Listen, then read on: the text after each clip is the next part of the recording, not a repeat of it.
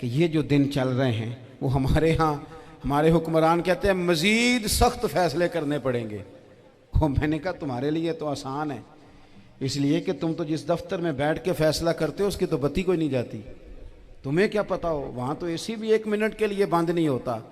یہ تو اس سے پوچھو باپ سے کہ جو عید سے پہلے اپنی بیوی سے مشورہ کر رہا ہے کہ عید آ گئی ہے، اگر بیٹی کے گھر کپڑے نہ بھیجے تو اس کی ساس باتیں کرے گی۔ اللہ کے بندوں میں سے جو عالم ہیں وہ رب سے ڈرتے ہیں، تو دینی تعلیم اس کی معلومات حاصل کرنے کی کوشش کریں، صحیح کریں۔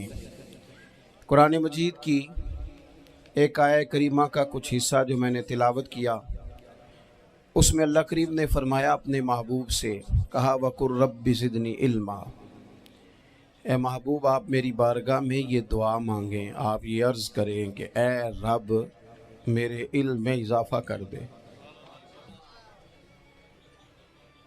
اے مالک میرے علم میں اضافہ کر دے۔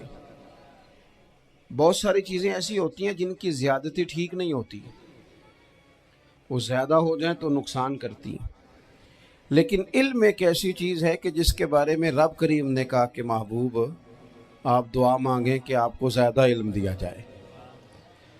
اور پھر علم ایک ایسی چیز ہے کہ کوئی بھی آدمی یہ دعویٰ نہ کرے کہ میں نے بڑا حاصل کر لیا ہے، میری اب تکمیل ہو گئی ہے، میں اب مکمل ہو گیا ہوں۔ جن کو اللہ نے غیب کے خزانوں کی کنجیاں دی ہیں نا، ان سے بھی رب کریم نے کہا ہے کہ محبوب آپ دعا کریں کہ مالک میرے علم میں اضافہ کر دے۔ تو جب وہاں تک یہ بات ہے تو پھر عام آدمی کو بھی چاہیے کہ وہ اپنی معلومات میں اضافے کا شوق پیدا کرے۔ اور تیسری بات یہ کہ جو حضور کے علم شریف پر بات کرتے ہیں وہ بھی اس آیت سے سیکھیں کہ حضور کا علم تو ہر روز رب اس میں اضافہ فرما رہا ہے، تو ہر روز اضافہ ہو رہا ہے۔ وَلَلْآخِرَةُ خَيْرٌ لَكَ مِنَ الْأُولَىٰ، ہر روز ترقی ہو رہی ہے حضور کے علم شریف کی بھی۔ تو ہمارے ہاں زیادہ تر لوگ بات اس لیے سیکھتے ہیں کہ میں کوئی کہیں سے مسئلہ سیکھوں گا پھر جا کے اپنی مسجد کے امام کو تنگ کروں گا کہ وہاں تو میں یہ سن کے آیا ہوں تو یہاں یہ کام کیوں نہیں ہوتا۔ میں کوئی بات سیکھوں گا تو پھر میں اس سے بحث کا دروازہ کھولوں گا۔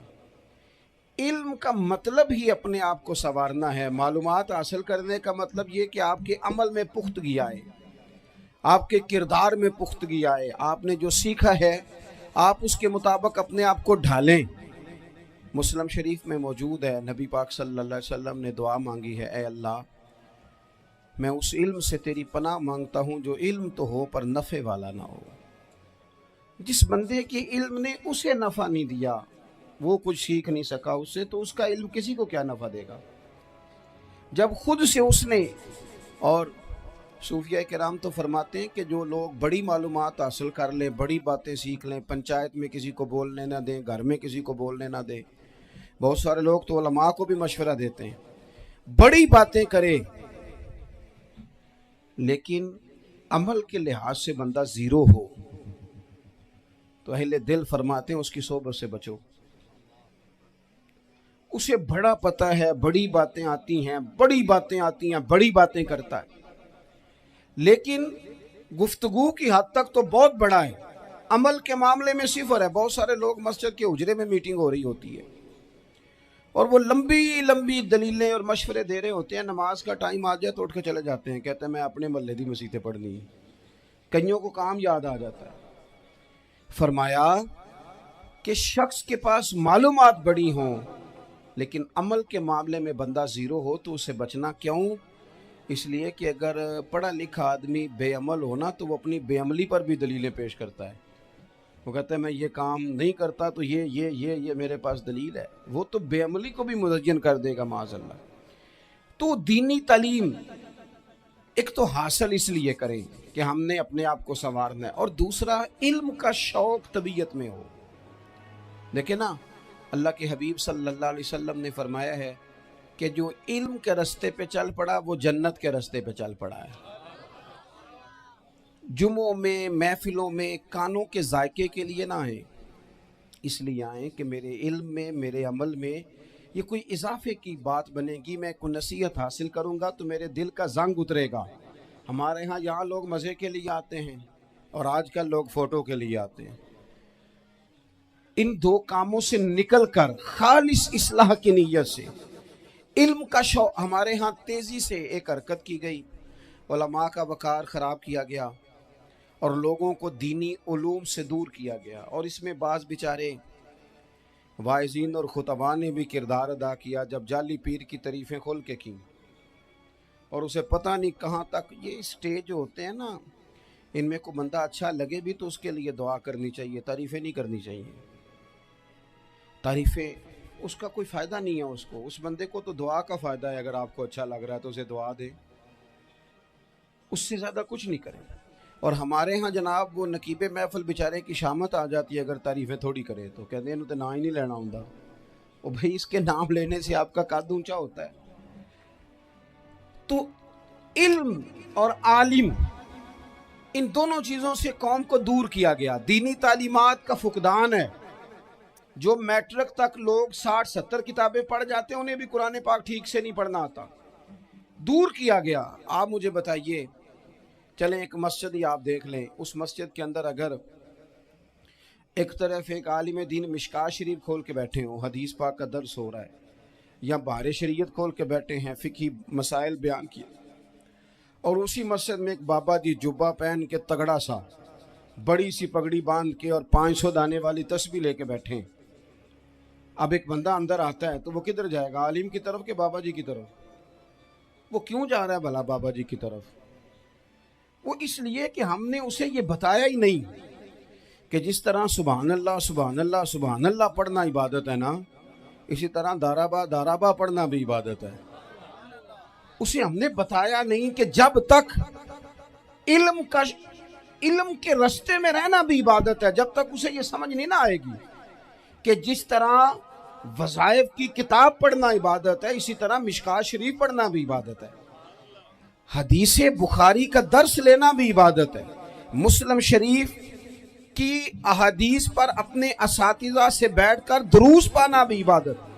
جب تک یہ پورا مزاج دیکھیں نا، نبی پاک صلی اللہ علیہ وسلم نے فرمایا رات کی ایک گھڑی بھر دین سیکھ لینا ساری رات نفل پڑھنے سے بہتر ہے. اب ہمیں سمجھنا چاہیے کہ کتاب پڑھ کے بھی بندہ رب رسول تک پہنچ سکتا ہے. کتاب و سنت رستہ آسان کرتے ہیں، لیکن ہمارے ہاں کیا مزاج دیا گیا ہے؟ بابا جی کے پاس چلو، ضرور جائیں بابا جی اگر نیک ہیں تو منع کوئی نہیں کر رہا، لیکن جو سوچ ہمیں حضور نے دی ہے ہم نے اسی کی سوچ کے مطابق اپنے معاملات کو ترتیب دینا ہے نا. اب ایک بات میں نے آپ سے پوچھی اور آپ نے کہا قوم ساری بابا جی کی طرف جائے گی. حدیث پاک اس طرح ہے، اللہ کے محبوب مسجد شریف میں تشریف لائے، دونوں جانب لوگوں کے حلقے بنے ہوئے ہیں، لوگ بیٹھے ہوئے ہیں. ایک حلقے میں لوگ اللہ کی یاد کر رہے ہیں، ذکر ہو رہا ہے. ایک حلقے میں بیٹھ کے ایک عالم کتاب و سنت کا درس دے رہے ہیں، ایک صحابی اور باقی سن رہے ہیں. خاص توجہ کریں نوجوان میری بات پر. رسول کریم صلی اللہ علیہ وسلم دونوں کے بیچ کھڑے ہو گئے اور کریم نے فرمایا دونوں محفلیں خیر کی ہیں، دونوں ہی حلقے خیر کے ہیں. اور پھر حضور فرمانے لگے مجھے چونکہ رب نے استاد بنا کے بھیجا ہے، میں چونکہ معلم بن کے آیا ہوں، یتلو علیکم آیاتنا ویزکیکم، میں چونکہ کتاب و سنت کی تعلیم کے لیے آیا ہوں. یہ لفظ کہتے کہتے حضور اس جماعت میں بیٹھ گئے جو دین پڑھ اور پڑھا رہی تھی. حضور وہاں بیٹھے جہاں بات دین کی ہو رہی، جہاں لوگوں کو اللہ رسول کی بات بتائی جا رہی. تو جمعے میں وقت پہ آئیں، اپنی دینی معلومات مضبوط کریں اور اپنے لیے مضبوط کریں. میں آپ کو بڑے درد سے یہ بات عرض کرتا ہوں، اگر دن میں 100 لوگ مسئلہ پوچھتے ہیں نا شریعت کا، تو ان میں 95 لوگ وہ ہوتے ہیں جو طلاق کا مسئلہ پوچھتے ہیں. والد صاحب نے، بیٹی کے والد صاحب نے 2 مہینے پہلے آرڈر دیا ہوتا ہے فرنیچر کا. بیٹے کی شادی ہو تو مہینہ پہلے شیروانی والے کو بھی کہنا پڑتا ہے، گاڑیاں بک کرانی پڑتی ہیں، میرج ہال بک، یہ سارے لوازمات ہم کرتے ہیں. سارا کچھ کیا، گاڑی سے گھر بسنا ہے، میرج ہال سے بسنا ہے، فرنیچر سے بسنا ہے.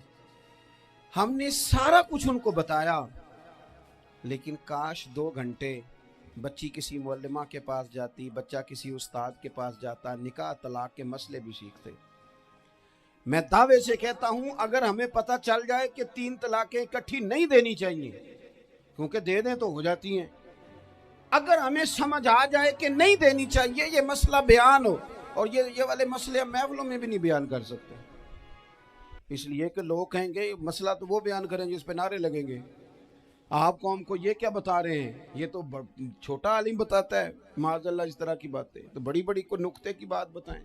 اور اس طرح ہمارے ہاں وہ 1 گھنٹہ پہلے نہیں کہتے تگڑے ہو جو میں جملہ دینے لگا، وہ پتہ نہیں جملہ آ رہا ہے کہ ایٹم بم آ رہا ہے، تیار ہو جاؤ، میرا جملہ ضائع نہ کرنا، ادھر بھاگ کے چلا گیا ادھر بھاگ کے آ جاؤ، اللہ جانے وہ جس طرح کبھی لگتا ہے نا پٹاری سے، اللہ جانے کیا نکلے گا، میں جملہ دینے لگا ہوں۔ تو میں کہتا ہوں تو آرام سے بیٹھ کے بھی جملہ دے دے، تیرے جملے سے کیا نکلے گا، اور تو جملہ نہ دے ہمیں کوئی آیت دے، تو جملہ چھوڑ ہمیں کوئی حدیث پاک سنا، یعنی ہر نقیب، ہر خطیب، ہر نعت خواہ اٹھ کے کہتا ہے سارا قرآن ہی حضور کی تعریف ہے، اور بھئی اگر سارا قرآن حضور کی تعریف ہے تو چند آیتیں پڑھ دے، پھر تو نے پڑھی تو ایک بھی نہیں، اور تو کہتا جا رہا ہے سارا قرآن ہی حضور کی تعریف ہے، یہ والی تعریف بھی تو سنانا قوم کو، جو یہ بچے ان کے استاد انہیں سکھا رہے ہیں اور یہ سیکھ رہے ہیں، اس طرف بھی تو سفر کریں۔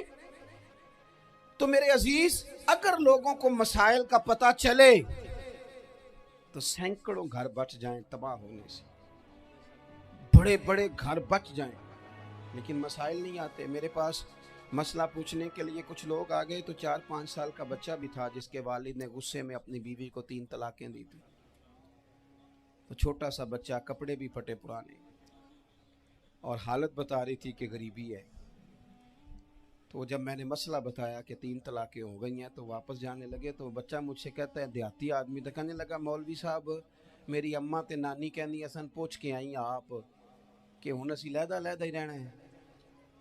تو اس بچے کی نونہال کی وہ کیفیت دیکھی تو میں رو پڑا، میں نے کہا یار یہ بچہ بیچارہ ماں باپ کے ہوتے ہوئے یہ یتیموں جیسی زندگی گزارے گا کیونکہ باپ نے طلاق دے دی، کس طرح مسائل نہیں بتائے لوگوں کو، تعلیم سے آگاہی نہیں کیا۔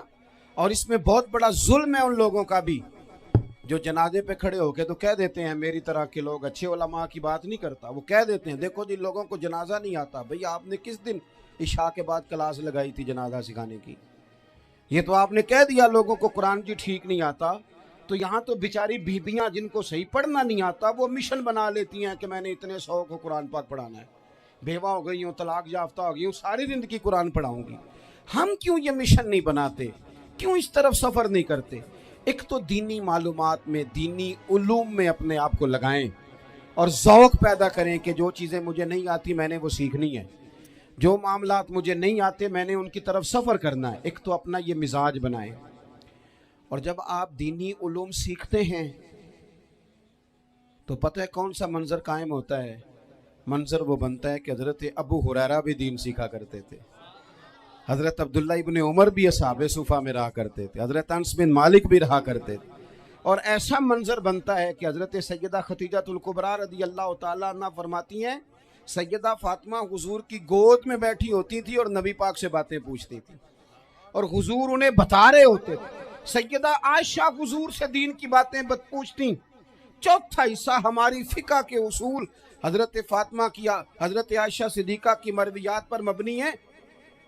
اگر ہماری بچیاں چھوڑ دیں ڈائجسٹ پڑھنا، چھوڑ دیں ادھر ادھر کی مووی دیکھنا، اور وہ کتاب و سنت پر آ جائیں تو بہت سارے مسائل ایسے ہیں جو الجھنے سے پہلے ہی سلجھے ہوئے ہوں۔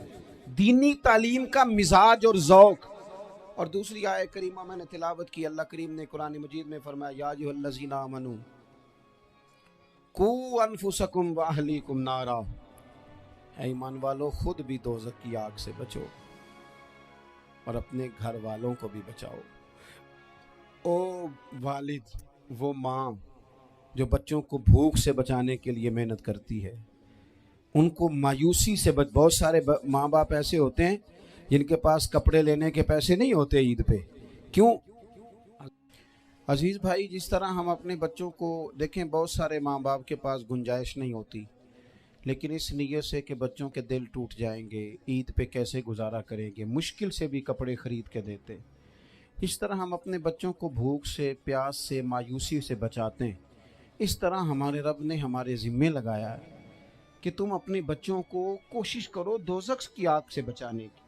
حضرت عمر فاروق رضی اللہ تعالیٰ عنہ نے عرض کیا تھا، یا رسول اللہ صلی اللہ تعالیٰ علیہ وسلم، اس آیہ کریمہ کا معنی کیا ہے؟ تو محبوب کریم علیہ السلام نے فرمایا، عمر، جن چیزوں کا اللہ تمہیں حکم دیتا ہے تم اپنے گھر والوں کو ان چیزوں کا حکم دو، جن چیزوں سے رب رسول تمہیں منع کرتے ہیں اپنے گھر والوں کو ان سے روکو، اپنے گھر کے اندر نفاذ دین کرنے کی کوشش کرو۔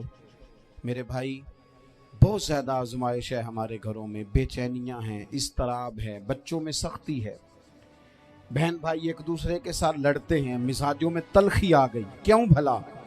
اس لیے کہ ماں باپ کو جو بہترین کردار اور جو حسین طریقہ گھر میں اپنانا چاہیے تھا، بچے تقریر باہر سے سنتے ہیں لیکن وہ فالو اپنے ماں باپ کو کرتے ہیں۔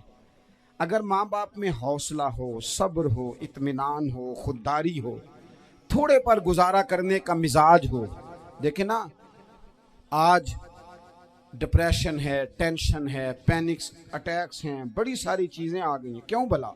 صبر نہیں، تحمل نہیں، بردباری نہیں۔ آزمائے، ایک دن ایک بچہ میرے پاس آ گیا مدرسے کا، اور آ کے وہ رونے لگا۔ میرے گھر والے کہنے لگے کھانا چھوڑ دیں، پہلے اس کی بات سن لے۔ میں نے کہا پتر کیا ہوا؟ کسی نے مارا ہے کسی استاد نے؟ کہنے لگے نہیں حضرت، گھر فون کیا تھا تو میری اماں اور ابا کی لڑائی ہو رہی ہے۔ بچہ کانپ رہا ہے، ٹانگیں کانپ رہی ہیں۔ میں نے کہا کیا ہو کیا گیا تمہیں پتر؟ لڑائی ہو رہی ہے تو گھروں میں ہو ہی جاتی ہے۔ کہنے لگے نہیں، آپ کو پتہ نہیں، وہ بڑا سخت لڑتے ہیں۔ میرے والد جب میری والدہ کو مارنے کے لیے آگے بڑھتے ہیں تو ہم سارے چار پنجوں کے نیچے چھپ جاتے ہیں، ہمیں خوف آتا ہے، وہ منظر خطرناک ہوتا ہے۔ یہ کون تکلیف دے رہا ہے اپنے بچوں کو؟ یہاں بیٹھے، ہمارے ہاں میلوں دور رہتے تھے اس کے گھر والے، تو وہ تکلیف میں تھا، تو گھر میں کیا کیفیت ہوگی؟ اگر حوصلہ ہو، صبر ہو، قناعت ہو، اللہ کے دیے ہوئے تھوڑے رزق پر ہمیں راضی رہنا آتا ہو، ہمارے گھروں میں سکون آئے، اطمینان آئے، ہم جو زندگی بڑی خوشی خوشی گزار سکتے ہیں۔ ہمارے مزاجوں کا لالچ، ہماری طبیعتوں کی بے راہ روی، ہماری جھوٹی انا کا بت، ان ساری چیزوں کو ختم کر دیتا ہے۔ اپنی زندگی کے اندر اگر ہم وہ کردار اپنے بچوں کو دیں، جس کردار میں موبائل بھی ہو، جس میں گاڑی بھی ہو، جس میں پیسے بھی لا کے ابا دراز میں رکھتا ہو، لیکن والد کا گھر میں مصلی بھی موجود ہو، اس کی کوئی تسبیح بھی ہو، وہ یہ بھی کہتا ہو کہ خدا نے اپنے فضل سے آج 5,000 دیا ہے تو اس میں 1,000 غریبوں کا بھی ہے، اس میں تھوڑا سا میں نے اللہ کی رضا کے لیے بھی رکھا ہے۔ اگر کوئی مشکل آ جائے تو وہ باپ اور ماں کو صبر کرتا ہوا دیکھتے ہوں، اگر ایک باپ کر بات کرے تو دوسرا برداشت کرتا ہو۔ خدا را اپنی اولادوں کو اس اذیت کا شکار نہ کرو۔ اپنے گھروں کے اندر وہ خودداری، وہ پیار، وہ وقار، وہ محبت، وہ انداز۔ آپ تھکے ہوئے ہیں، کوئی شک نہیں، آپ بہت سارے مسائل کا باہر شکار ہوں گے، کوئی شک نہیں، لیکن آپ باہر سے تھک کے آئے ہیں، اور اگر آپ باہر اپنی فیکٹری کے مالک ہیں اور دفتر کے بڑے ہیں تو گھر میں بھی تو آپ بڑے ہیں نا۔ آپ کی ماں بھی تو انتظار کر رہی ہے، اس نے بھی تو دکھڑا سنانا ہے نا آپ کو۔ آپ یہ دیکھیے کہ آپ کے بچے بھی تو انتظار کر رہے ہیں، وہ چاہتے ہیں کہ ابا آ کے بیٹھیں تو ہم ان کے سینے پہ چڑھ کے تھوڑا کھیلیں۔ آپ کی اہلیہ منتظر ہیں۔ کچھ باتیں بیوی کسی اور سے نہیں کہہ سکتی، صرف اپنے شوہر سے کہتی ہے، لیکن وہ تو آتے ہی جلال میں آ گئے صاحب، وہ کہنے لگے تو بڑی نالائق ہے، میں تھکا ماندہ آیا ہوں اور تو نے مجھے کہانی سنا دی ہے۔ وہ اس خاتون سے شدت کے ساتھ پیش آنے لگے۔ میرے رسول پاک کی حیات نور کو دیکھو، حضرت ام ایمن حضور کی رضائی والدہ ہیں، ان کی بھی خدمت ہو رہی ہے۔ حضرت حلیمہ سعدی آ رہی ہیں تو خدمت ہو رہی ہے۔ حضرت عباس حضور کے چچا ہیں تو کریم فرماتے ہیں میرے چچا ہیں باپ کی جگہ پہ۔ حضور دوست احباب صحابہ غلاموں سب کے ساتھ پیار کر رہے ہیں۔ 9 ازواج مطہرات ہیں گھر کے اندر، اور کیفیت یہ ہے کہ حضور صرف ان کی ضرورتوں کا ہی خیال نہیں کرتے، خواہشات کا ہی خیال نہیں کرتے، بلکہ میرے کریم کا طریقہ یہ ہے کہ کوئی بندہ آج بول کیا رہا ہے، وہ کہاں کھڑا ہے، آج اس کے جملے کس طرح کے ہیں، اس کا لہجہ کس طرح کا ہو گیا ہے اور اسے ٹھیک کیسے کرنا ہے. محبوب اس کا خیال فرماتے، توجہ کرتے. میں کہتا ہوں کہ ہم سب کو شوق آیا ہے آرام کرنے کا. میں صبح 11 بجے سے پہلے اپنے گھر سے نکل آیا تھا اور یہ وقت آ گیا ہے اور رات کو خدا جانے کس وقت گھر پہنچنا ہے. کئی دفعہ کیفیت یہ ہوتی ہے کہ گاڑی سے اترتے ہیں تو پھر دل کرتا ہے کہ کوئی اٹھا کے چلائے نا کبھی. اس کے باوجود بہت سارے لوگ ناراض رہتے ہیں کہ ہم سے مل کے نہیں گئے، فوٹو نہیں کھنچوا کے گئے، فلانی جگہ چائے نہیں پی کے گئے. یہ تسلسل ہے. لیکن میں جتنا مرضی تھکا ماندہ گھر جاؤں گا نا، کبھی ایسا نہیں ہوا کہ میں گھر جاؤں تو بڑی ٹینشن میں جاؤں. میری گھر والی ایک دن مجھ سے کہنے لگی آپ نے کبھی نہیں کہا کہ میں تھکا ہوا ہے. بندہ تھک بھی تو جاتا ہی ہے نا، کبھی کہاں کرے نا. میں نے اسے کہا پتہ کیوں نہیں کہتا؟ اس لیے نہیں کہتا کہ میں نہیں چاہتا کہ میرے بچے یہ کہیں کہ ہم نے دین نہیں پڑھنا، ہمارا باپ تو بڑی مشکل میں ہے. ہم اپنے کام کے بارے میں اپنے گھر میں شکوے کرتے ہیں. آپ کسی بچے سے پوچھ لیں کون سا کام کرنا ہے، کہنا جڑا ابا جی کر دے رہے ہیں وہ نہیں کرنا. کیوں؟ کہ ابا جی ہر روز تو کہتے ہیں میں بڑا الجھ گیا ہوں، یہ کام بڑا مشکل ہے. میں چاہتا ہوں کہ میں اپنے بچوں کو یہ بتاؤں کہ پتر میں تو جدھر جاتا ہوں پھول ہی پھول ہیں، میں تو جدھر سے گزرتا ہوں محبت ہی محبت ہے، میں تو جدھر سے دیکھتا ہوں دعائیں ہی ملتی ہیں، تاکہ ان کا شوق پیدا ہو. میرے عزیز، آپ تھوڑا سا دل بڑا کریں. اگر آپ ایک کی وجہ سے پورا گھر سکون میں آ جاتا ہے تو آپ دل بڑا کیوں نہیں کرتے؟ جگہ ڈھونڈتے ہیں بس مجھے کوئی تنگ نہ کرے، کوئی میری باپ ماں بدولت کو کوئی پریشان نہ کرے. بخاری شریف سنیے، حضرت عائشہ صدیقہ رضی اللہ تعالیٰ عنہ بیٹھی ہیں. حضور فرمانے لگے عائشہ آج ایک بات نہ بتاؤں تمہیں؟ یا رسول اللہ بتائیے. حضور فرمانے لگے جب تم مجھ سے ناراض ہوتی ہو تب بھی مجھے پتہ چل جاتا ہے، اور جب راضی ہوتی ہو پھر بھی پتہ چل جاتا ہے. تو حضرت سید عائشہ صدیقہ بات سن کے بڑی خوش ہوئی. یا رسول اللہ وہ کیسے؟ حضور فرمانے لگے کبھی کبھی تم قسم اٹھاتی ہو. یا رسول اللہ ہاں. فرمایا جب ہوتی ہو نا راضی، خوش، تو پھر کہتی ہو مجھے رب محمد کی قسم صلی اللہ علیہ وسلم. پھر تم میرے نام کے ساتھ رب کریم کا نام ملا کے قسم اٹھاتی ہو، رب محمد کی قسم. یا رسول اللہ بالکل ایسے ہی ہے. اور فرمایا جب تمہارے دل میں کوئی بات ہوتی ہے نا تو پھر تم کہتی ہو مجھے رب ابراہیم علیہ السلام کی قسم، پھر تم رب محمد نہیں کہتی. یہ بخاری مسلم میں موجود ہے. حضرت عائشہ صدیقہ نے تو بات سنی تو کھل گئی طبیعت، کہنے لگی کریم صدقے جاؤں یہاں تک خیال فرماتے ہو؟ کس کے جملے کہاں پہنچ گئے، یہاں تک خیال ہے. فرمایا مجھے پتہ چل جاتا ہے کہ تمہاری کیفیت کیا ہے، کہاں کھڑی ہو. او بھئی ہم تو اپنی ماں کا بھی خیال نہیں رکھتے. ہمارا باپ کہاں بیچارہ کھڑا ہے، وہ تو انتظار میں تھا کہ کوئی 10 منٹ میرے پاس بیٹھے گا. توجہ ہی نہیں، جذبات کا خیال ہی نہیں. حضرت عائشہ صدیقہ بات سن کے عرض کرنے لگی یا رسول اللہ مجھے رب محمد کی قسم ہو، میں صرف نام چھوڑتی ہوں، میرے دل میں ہر وقت مدینے والے محبوب ہی رہتے ہیں. نام ہی چھوڑتی ہوں صرف. او میرے دوست تھوڑا سا اور دوسرا عرض کروں گا، دولت اگر بہت عالی چیز ہوتی نا، بہت قیمتی، تو سب سے زیادہ سید عائشہ کے گھر میں ہوتی. اگر پیسوں سے ہی سو کھاتا تو پیسے سب سے زیادہ حضرت فاطمہ الزہرا کے کاشانہ نور میں ہوتے. او میرے بھائیوں، سونا وقت محبتوں سے گزارا جا سکتا ہے. او بھائی، میں نے تو اپنے گھر میں یہ دیکھا کہ میرے والد صاحب گرمی آتی تو فرماتے او لو بھائی تانوں پرواہ نہیں، میں تواڈے پڑھولے چ دانے پا دیتے نے تے تواڈی ماں نے مرتبان چ اچار پا دیتا ہے، لو اب تمہیں کہیں جانے کی ضرورت نہیں پڑے گی. اس پہ بھی وقت بڑا اچھا گزرتا تھا، اس پہ بھی ٹائم بڑا اچھا. 6 کھانے کھا کے بچے نخرے کر رہے ہیں. میں نے اپنے والد صاحب سے ایک دن کہا، میں کہ ابا جی تانوں پسند کی ہے؟ فرمان لگے پتر جے تے لگی ہوئے بھوک پھر تے ہر شے، اور اگر بھوک نہ ہو تو پھر نخرے ہی نخرے ہیں، پھر کیا پسند ہونا ہے. طبیعت نہیں. اپنے گھروں میں اپنے دوستوں میں اطمینان پیدا کریں، اضطراب سے باہر آئیں. اور ایک بات اور عرض کرنی ہے، یاد رکھنا تقریر باہر چلتی ہے، گھر میں نہیں چلتی. گھر میں عمل چلتا ہے. घर जाके आप लेक्चर देना नमाज पढ़ा करो, नमाज पढ़ा करो, नमाज पढ़ा करो, नमाज पढ़ा करो, तो कोई नहीं पढ़ते घर वाले।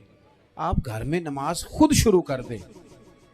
नबी पाक सल्लल्लाहु अलैहि वसल्लम ने फरमाया घरों को कब्रिस्तान ना बनाओ, कुछ नफली नमाजें घर में भी पढ़ा करो। अल्लाह के प्यारे रसूल सल्लल्लाहु अलैहि वसल्लम का घर मस्जिद नबी के बिल्कुल साथ है, दरवाजा हुजूर के घर का मस्जिद में खुलता था। लेकिन नबी करीम सल्लल्लाहु अलैहि वसल्लम क्या करते थे? हजरत आयशा सिद्दीका फरमाती हैं तहज्जुद की नमाज घर में पढ़ा करते थे। घर में हुजूर तहज्जुद की नमाज पढ़ते, अगरचे घर में दुश्वारी थी। कुछ इबादत, कुछ नमाजें घर के अंदर भी इंसान पढ़े। आखिरी गुजारिश आप हजरात से करनी है, इतना बड़ा मजमा है, इतने सारे लोग तशरीफ़ लाए हैं, एक गुजारिश आप हजरात की खिदमत में रख के बस मैंने बात को समेटना है। दो बातें मैंने आपकी खिदमत में अर्ज़ की हैं। एक तो दीनी इल्म का ज़ौक़ पैदा करें, और दूसरा अपने घरों में थोड़ा ठहराव लाएं।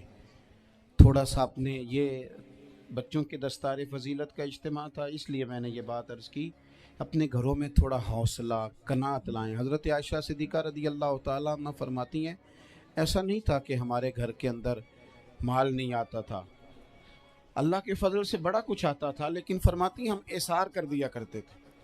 हुजूर का मिजाज इसार कर देने का है। याद रखना, शम्मा से अगर कई शम्मे जल जाएं तो इसकी रोशनी में कभी कमी नहीं आती। हज़ारों दिए भी जल जाएं तो ये दिए मांद नहीं पड़ते। महंगाई बड़ी ज़ोर की हो गई, गरीब आदमी की आजमाइश बढ़ गई।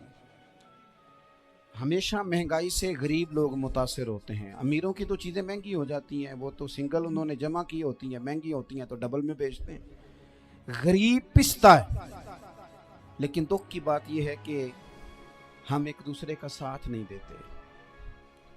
मकरूज ज़हनी अज़ियत का शिकार है। 3 दिन है ना ईद के, तो एक जोड़े से भी गुजारे जा सकते हैं, एक से भी। अक्सर लोग तो वैसे ही ईद की नमाज पढ़ के सो जाते हैं, और जो बेदार भी हैं वो भी कपड़े बदल करके जानवर के ज़िबा में मशगूल हैं। हमने इस ईद पे कोशिश करनी है कि हमारी गली में, हमारे मोहल्ले में, हमारे दाएं बाएं थोड़ा सफ़र करें, बच्चों को देखें, सरकारी स्कूल से निकलते बच्चों को देखें, मसाजिद मदारस से निकलते बच्चों को देखें। हम ना एक एक दो दो का साथ दें। ये जितनी सियासी जमातें काम कर रही हैं, जिनकी हुकूमत थी, जिनकी है, पता नहीं कल किसकी आएगी, मैं तो ज़ाती तौर पर इनसे पूरा मायूस हूँ। मुझे तो नहीं लगता कि जितने लोग आज तक हुकूमत कर चुके हैं, बार बार आते हैं या पिछली हुकूमत गई है, इनके पास कोई प्लान ही नहीं है। ये तो बेचारे एक दूसरे की टांगें खींचने के अलावा ना कुछ कर सके हैं, ना उम्मीद है कुछ करेंगे। लेकिन गरीब की तकलीफ़ बढ़ गई है। मेरे पास 20 लोग आते हैं, आते तो वो दुआ का कहने हैं, आते तो सिर्फ ये बताने हैं कि इस मुश्किल में हूँ, दुआ करना। लेकिन दोस्तों, लोगों की बातें सुन के बड़ी तकलीफ़ होती है। हम क्या किसी की मदद कर सकते हैं? हमारे लिए तो मदारस चलाने मुश्किल हैं, लेकिन लोग अज़ियत का शिकार हैं। ज़हनी कर्ब के नीचे लोग आ गए, इतनी बड़ी अज़ियतें खड़ी कर दी गई हैं। थोड़ा थोड़ा देखो, 2 का खाना 3 भी तो खा ही सकते हैं ना, 3 का खाना 4 भी तो खा ही सकते हैं ना। मेरे महबूब ने हमें ये नहीं कहा था ज़्यादा गोश्त पकाना, बल्कि रसूल पाक ने तो रंग ही बड़ा सादा दिया है। करीम ने फरमाया आयशा शोरबा ज़रा ज़्यादा कर लो, पड़ोसियों को भी सालन दे देंगे। थोड़ा शोरबा ज़्यादा कर लो, इसी को बढ़ा लो, थोड़ा शोरबा बढ़ा लें, थोड़ा थोड़ा एक दूसरे की मदद करें, दस्ते शफ़क़त रखें। गलियों में सुनसान लोग, अब तो लोग एक दूसरे से दुख भी नहीं कहते, वो कहते हैं देना किसी ने है कुछ नहीं, और तमाशा अलग से बन जाएगा। दोस्तों, हमने खुद एक दूसरे का हाथ बटाना है। जो लोग साहिब सरबत हैं, देखो एक ही बाप की औलाद होती है, एक को अल्लाह बड़ा नवाज देता है, 2-3 कमज़ोर रह जाते हैं। उसको चाहिए वो दूसरों पे दस्ते शफ़क़त रखे। एक गली में सारे लोग एक ही कबीले के, एक ही इलाके के, एक आगे निकल गया है, उसे चाहिए वो दूसरों का ख्याल करे। अजीज़ भाइयों, हमने इस कमर तोड़ महंगाई के दौर में, मैंने जुमे में अमीर लोगों से कहा था कि कुर्बानियाँ करनी तो है ही, तो तुम तो सारा साल गोश्त खाते हो। क्या आपको बताऊं कि हम उस वतन में रहते हैं जहाँ फ्रिज और फ्रीज़र बड़ी इससे पहले ज़्यादा बिकते हैं। फ्रिज नहीं ले आओ, बड़ी ले आओ, चूँकि गोश्त सेव करना है, सारा साल भी तो मिलता है ना अमीरों। मैंने तो कहा था उस गांव में ले जाओ जहाँ कुर्बानी कोई नहीं कर रहा, ذبح ہی وہاں جا کے کر لو. تھوڑی سی گنجائش بنائیں اپنے دلوں میں. یہ ضروری نہیں کہ سامنے والا آپ کا شکریہ بھی ادا کرے. حضرت عائشہ صدیقہ رضی اللہ تعالیٰ عنہ، اماں جی ایک کنیز رکھی ہوئی تھی، حضرت عثمان غنی نے دی تھی کہ آپ کی خدمت کریں گی. تو وہ کنیز کہتی ہے کہ اماں جی تو میری بھی روٹیاں پکا دیتی تھی، وہ تو میرے لیے بھی کھانے کا اہتمام کر دیتی تھی، لیکن کوئی دروازے پہ اگر مانگنے آتا تو حضرت عائشہ صدیقہ مجھے کہتی اسے خیرات دے آؤ. تو میں کہتی اماں جی یہ کام تو لوگ دوڑ کے کرتے ہیں اور آپ یہ مجھے کہہ رہی ہیں میں کر دوں. تو حضرت عائشہ فرماتی جب کوئی بندہ کسی کو دیتا ہے تو وہ شکریہ ادا کرتا ہے. میں چاہتی ہوں وہ شکریہ بھی تیرا ہی ادا کر جائے، میں نے جو اجر لینا ہے وہ رب کی بارگاہ سے لینا ہے. تو میرے بھائی اپنی زندگی میں تھوڑا سا تو دل بڑا کریں، تھوڑی تھوڑی گنجائش پیدا کریں. اور یہ ضروری نہیں کہ اس بندے کا آپ سے بڑا اچھا سلوک ہی ہو، نہ بھی ہو اس غریب کا سلوک اچھا تو بعض اوقات بندہ غریبی میں تلخ بھی تو ہو ہی جاتا. بعض اوقات انسان پہ غربت زیادہ آ جائے تو اس کی طبیعت بھی تو، بیمار آدمی سخت بھی تو ہو جاتا ہے. تو میری آپ سے یہ گزارش ہے کہ یہ جو دن چل رہے ہیں وہ ہمارے ہاں ہمارے حکمران کہتے ہیں مزید سخت فیصلے کرنے پڑیں گے. میں نے کہا تمہارے لیے تو آسان ہے، اس لیے کہ تم تو جس دفتر میں بیٹھ کے فیصلہ کرتے ہو اس کی تو بتی کوئی نہیں جاتی. تمہیں کیا پتا ہو وہاں تو اے سی بھی 1 منٹ کے لیے بند نہیں ہوتا. یہ تو اس سے پوچھو باپ سے کہ جو عید سے پہلے اپنی بیوی سے مشورہ کر رہا ہے کہ عید آ گئی ہے، اگر بیٹی کے گھر کپڑے نہ بھیجے تو اس کی ساس باتیں کرے گی. یہ چھوٹی عید گزری تھی نا، تو ہمارے ہاں کچھ لوگ سمجھتے ہیں کہ سخاوت صرف رمضان میں ہی کرنی ہے، اور رمضان میں ثواب زیادہ ہے، ورنہ راشن ونڈن والے لوگ کو عیدوں بعد بھی بھوک لگ دیجئے. عید کے بعد بھی اسی طرح ہی غریب کے ساتھ پیٹ ہوتا ہے، لیکن توجہ نہیں. ایک تو ذوق علم پیدا کریں، ایک اپنے گھر میں اطمینان کا ماحول لائیں. تیسری گزارش یہ ہے کہ مہنگائی اور سختی کے اس دور میں اپنے مسلمان بھائیوں کا، عزیزوں کا، اہل محلہ کا ہاتھ بٹائیں، پیار کریں. اللہ کے حضور دعا ہے اللہ ہماری اس حاضری کو قبولیت کا شرف عطا کرے. آخر دعوانا ان الحمدللہ رب العالمین.